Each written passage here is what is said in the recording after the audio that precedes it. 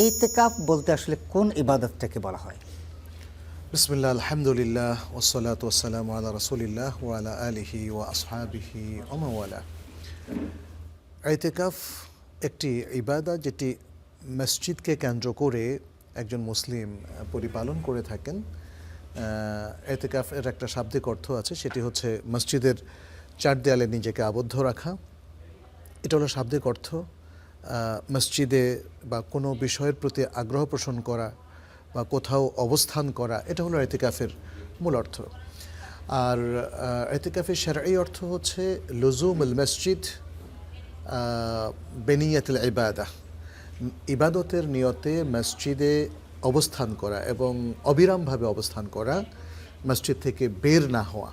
মূলত এটাই হচ্ছে ইতিকাফের শারঈ সংজ্ঞা। তাহলে এখানে কয়েকটা জিনিস: মসজিদে অবস্থান করা এবং মসজিদে অবস্থানকালে ইবাদতে নিজেকে মগ্ন রাখা, এবং পাশাপাশি ইতিকাফের নিয়ত করা, অর্থাৎ মসজিদে অবস্থানের নিয়ত করা বা যেটাকে তাআব্বুদের নিয়ত করে। তিনটা জিনিস মিলেই ইতিকাফ। রাসূলুল্লাহ সাল্লাল্লাহু আলাইহি ওয়াসাল্লাম কিভাবে ইতিকাফ করতেন, যদি আমাদেরকে একটু, আমাদের দর্শকদের উদ্দেশ্যে একটু বলতেন। জি, ইতিকাফ তো নবী সাল্লাল্লাহু আলাইহি ওয়াসাল্লামের সুন্নাহ। তিনি যেই ইতিকাফটা করেছেন একদম প্রথম রমাদানে, আমরা যেটা দেখি যে তিনি রমাদানের একদম শুরু থেকে ইতিকাফ শুরু করেছেন। যখন তাকে বলা হলো আপনি যা খুঁজছেন সেটা সামনে, তখন তিনি দ্বিতীয় 10 দিনের ইতিকাফ করলেন, এবং সবশেষে যখন তাকে বলা হলো আপনি যা খুঁজছেন সেটা সামনে, তখন তিনি শেষ 10 দিনে ইতিকাফ করলেন রমাদানের।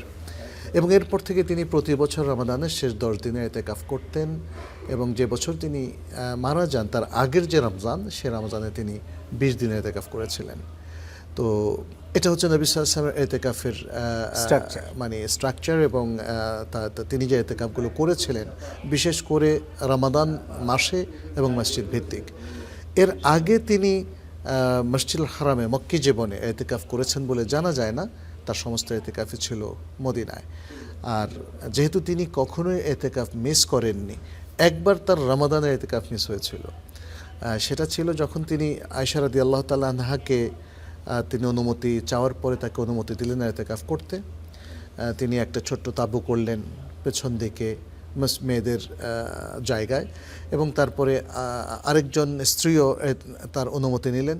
কিন্তু দেখা গেল যে নবী সাল্লাল্লাহু আলাইহি ওয়াসাল্লাম যখন ইতিকাফ শুরু করবেন তখন 4 জন স্ত্রীর 4টা তাঁবু। তখন তিনি বলেন আমি তো সবাইকে অনুমতি দেই নাই, তো তোমরা অনুমতি ছাড়া যেহেতু এখানে করেছো, এবছর আমি এখন আর ইতিকাফ করব না। তখন তিনি আর ইতিকাফ করলেন না, তিনি ইতিকাফ করলেন শাওয়াল মাসে। এই একটা ঘটনা ঘটেছে। এতে আরেকটা জিনিসও বোঝা যায় যে মেয়েদের জন্য তাদের পরিবারের অভিভাবকদের অনুমতি নিয়ে ইতিকাফ করতে হবে।